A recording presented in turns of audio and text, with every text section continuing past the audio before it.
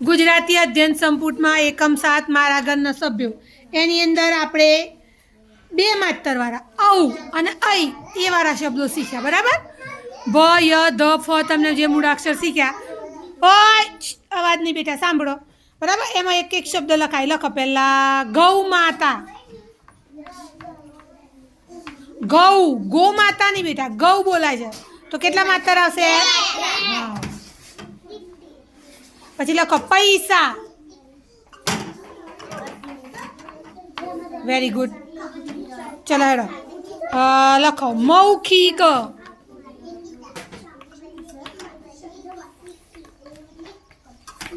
Slate તે બરાબર સાફ નથી કરી. લખો નૈયા.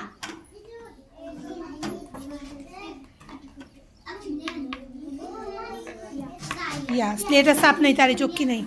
ચલો મૂકવાની છે. લખો ગૌરવ.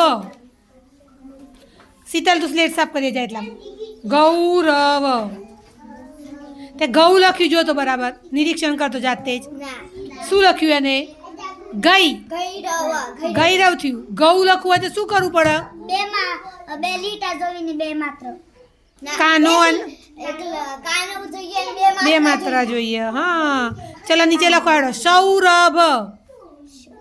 સૌરભ. સાચું લખ્યું ભાઈ?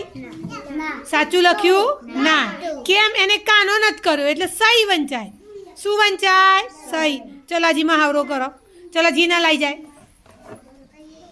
ચલો લખો નવતમ.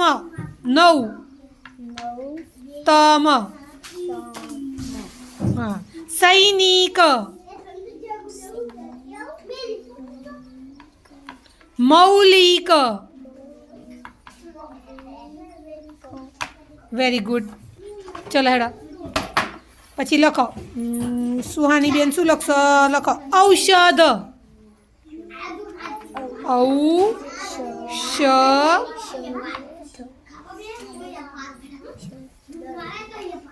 હા પછી લખો તો પૈસા. કયું બેટા? ના આપણે મૂકી રાખો હમણાં. હા પૈસા. સા. Very good. સરસ. ચલો આસ્તા લખો નૈયા. હા કેટલા માત્ર કર્યા? 2.